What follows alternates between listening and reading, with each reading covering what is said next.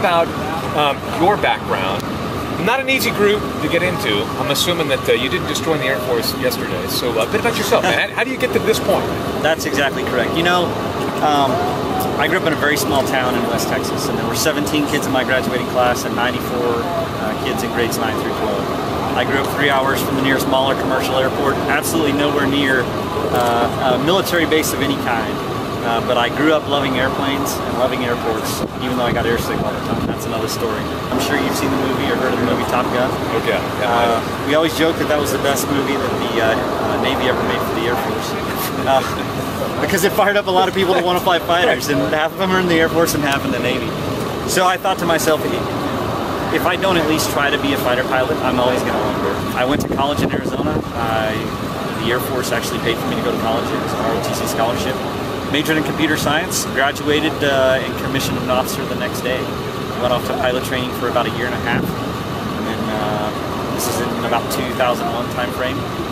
Flew the F-15E for 5.5 years, which is a 2-seat multi-role air-to-air and air-to-ground fighter. Flew the F-15C as an aggressor, so as a bad guy, basically in training exercises, camouflage airplane, red star on the helmet, the whole deal. That was a blast. And then applied to the Thunderbirds from there. I never saw the Thunderbirds as a kid. They were never part of my plan. I just wanted to be a fighter pilot. And then once I was in the service, it meant more to me than being a fighter pilot. I wanted to serve. And so the Thunderbirds, I thought, it was a great way for me to tell the story of the airmen that we have all around the globe that are defending our nation and standing to defend our nation on an all-volunteer basis, which I think is just awesome. So, lead solo number 5, upside down number 5. That means that you're the guy, for people who don't know, you're the guy who does this thing, right, with the other solo pilots. So tell us, what's the secret? Because from over here, it looks like you guys are going right at each other. So what's the secret to keeping separation when you're closing? How fast are you closing? We're closing about 1,000 miles per hour, so anywhere from 1,000 to 1,100 miles per hour. That's combined, right? That's combined. Okay. Each one of us is going about 450 knots ground speed, so right around 500 miles per hour. Just over 500 miles per hour. I can't tell you all the secrets because they don't want to come to the show. I know, darn it. But I can tell you this: we don't use an air-to-air radar. We don't use autopilots. It's all visual, and it's you can actually see on the side. You can see the stopwatch right up on the dash.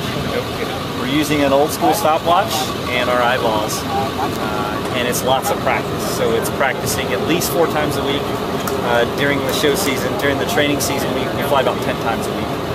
Practicing the skill set and getting good at it, so we can make sure that we fly safely in the show, and we can make that optic look as best as possible. And it is an optic. It looks awesome. It is an optic. Okay, real quick before we go, throw us a couple of stats about this machine. Sure. The F-16 is capable of about Mach 2, so that's about 20 miles per minute.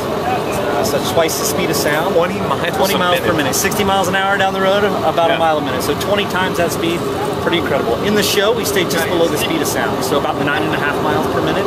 We'll be down as low as about 150 feet and as high as 15,000 feet for the show, so as high as almost 3 miles straight up. The jet is capable of -3 Gs to +9 Gs. So to put that into perspective, we're standing here at 1 G and I weigh about 165 pounds. At 9 Gs, I weigh over 1,000 pounds. So now you're having to support that weight, and your heart has to pump blood in that kind of environment. So it can be a very demanding physical environment to work in, to have an office, if you will. But just like anything, just like riding a bike, it just takes a little bit of getting used to. So anybody can do it. It's all you know, if they want to do it. Is it your dream, or you might do it? Yeah, definitely. I would do it. Definitely. If I got airsick as a kid, and now I'm flying upside down, like anybody can do it. I can guarantee you. That's crazy, man. We appreciate your service. Looking forward to the show. Looking forward to coming out this weekend. Just want to add that this weekend we're flying Army Staff Sergeant James Kristen, his name on the #1 aircraft. He was killed. He's a California native who was killed in July of 2011, serving our country in Afghanistan. We honor his sacrifice and his family's continued sacrifice by flying his name on the jet throughout the weekend. So if people see an extra name on the jet, that's what it's going to be, and hopefully we pay a little bit. Awesome. Thank you so much for coming out. Appreciate him. 101onthewolf.com.